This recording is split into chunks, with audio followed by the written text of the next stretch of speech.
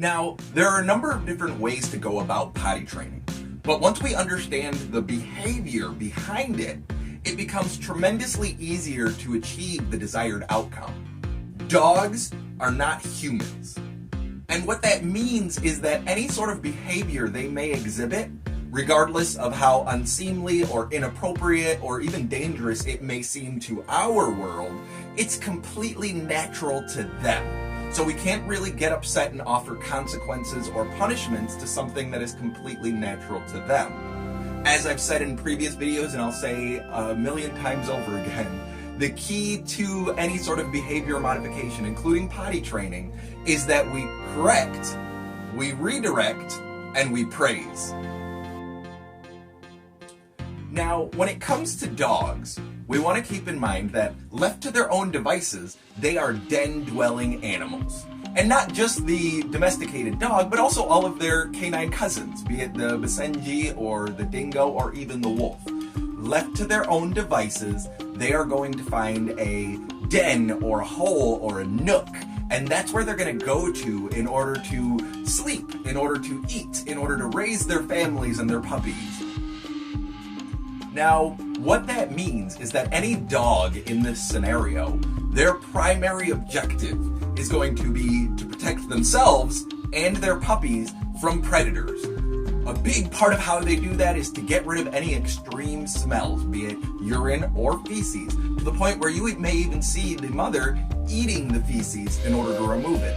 And then after the puppies feed or play or anything of that sort, she's going to remove them from their den and take them to a separate location where they can do their business there without risk of attracting predators. Now, the key when it comes to potty training is to mimic those natural instincts. We're going to extend that knowledge to our entire house so that the dog understands that our home itself is the den and we need to keep that clean. One of the easiest ways to do this is through crate training. And we'll go over that more in detail in another video. But for the purposes of potty training, it's really simple and one of the greatest tools that we can use to extend the idea that the crate is now their den. A big issue that a lot of people have when it comes to utilizing the crate for potty training purposes, however, is that they'll say the dog will often go to sleep on one end, then go to the other end, do their business, poop, potty, whatever they're gonna do, and then go back to the other end to go to sleep. The way that we can combat that is that for the duration of the potty training phase, we shorten the amount of space they have within the crate. PetSmart sells dividers, you can use chicken wire, you can put something big and heavy in one end, it doesn't matter, but the point is that we're creating a smaller space for the dog in the middle of the night. That means they have enough space to stand up, turn around, and lay down. That will give them the space that they need to be comfortable, while at the same time preventing them from being able to go to the other end, go potty, and then come back. Now, if you choose not to use a crate, that's okay. It's going to be a little bit slower of a process. You're going to have a lot more accidents, but it can definitely be done. One thing that I would recommend is utilizing baby gates. Find a room, a small room, preferably with linoleum or tile or something like that, and use the baby gate to block that off, to seal that off, and that gives them their own little space. Again, we're trying to mimic Mother Nature, so that little space, that room, becomes their den. And we're trying to get them to the understanding that you don't go in your den, you go outside.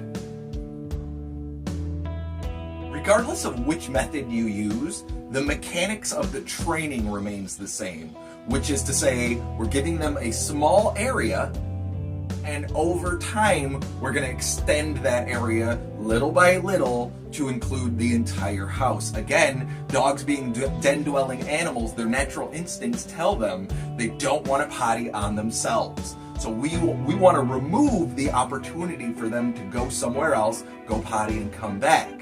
Now, the general rule of thumb when it comes to puppies is that they can hold their bladder, they can hold their bowels for about an hour for every month that they are old. Now, of course, that's going to shift based on how much excitement is going on around. Is it during the day and everyone's up moving around? Are there other dogs around? Things like that. Were they sleeping all night?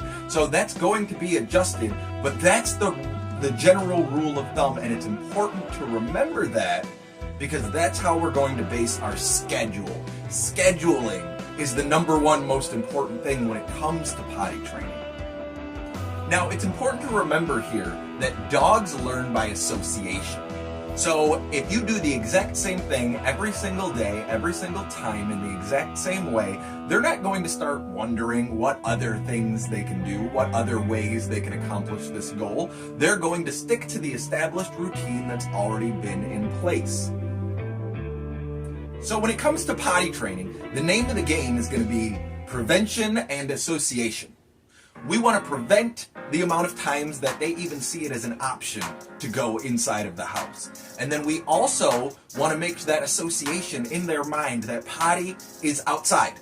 No matter what's going on, potty means outside. And again, dogs learn through association. So if you can keep that repetition going on over time, it's not even going to be a question of can I go inside? It's going to be we have to go outside. The only way that we can do this is by knowing exactly when they're going to have to go so that we can control all aspects of the situation. So that means the first thing that we're going to have to know are their potty triggers. Potty triggers, of course, being anything that happens that makes them have to go. This is going to include exercise. Anytime that they're running and playing, even if it's with another dog or you, it doesn't matter. Anytime that they have a lot of exercise, we want to give them the opportunity to go potty outside. So they're running around, we immediately, after they're done, take them outside. That's also going to include sleep time.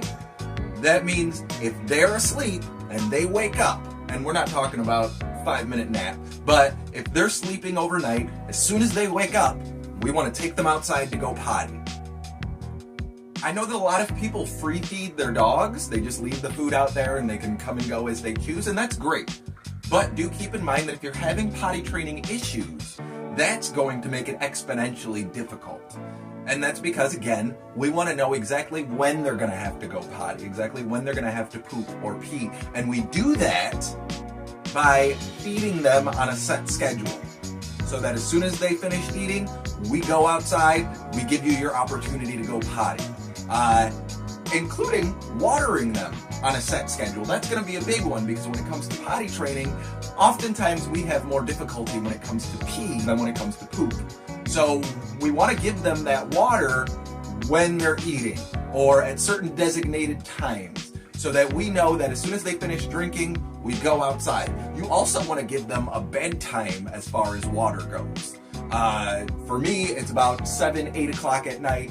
I pick up all the water, no more for them. And that's because if they can drink as much as they want to late into the evening, you have no control of when they're gonna have to go pee.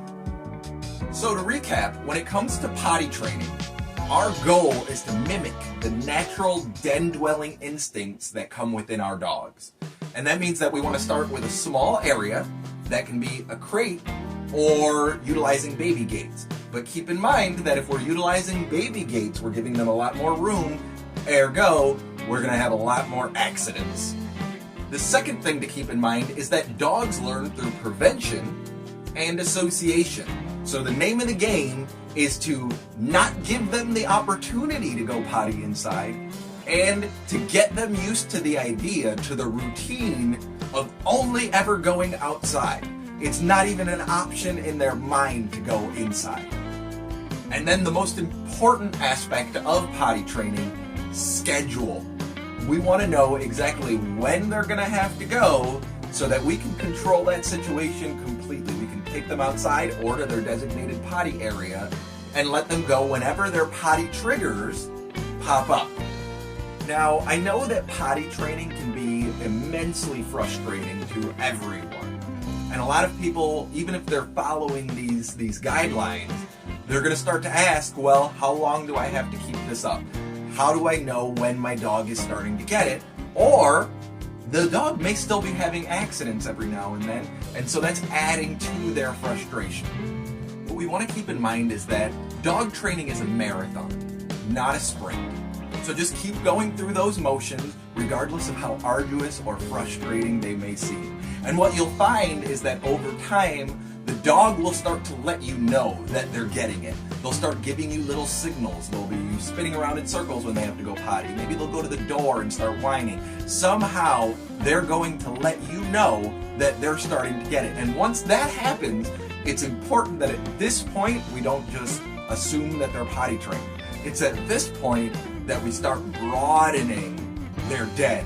We start removing that divider from the inside of the crate, or we start moving the baby gate to encompass 2 rooms instead of just 1. We want to make sure that A, there are no accidents going on. That's going to be the step number 1 as to when we're going to start removing that divider, when we're going to start broadening their world. They haven't had any accidents, and they're starting to exhibit certain body language that's letting you know it's time to go outside. It's at that point we start broadening their world, and slowly but surely we build that out to, again, encompass our entire house. Thank you for watching this video on potty training. If you were able to get something out of it, or if you have questions, please let me know in the comments below. Also, please smash that like button, and don't forget to click that red subscribe button and join me on this journey of some minor dog training, where I teach you how to train yourself to better train your dogs.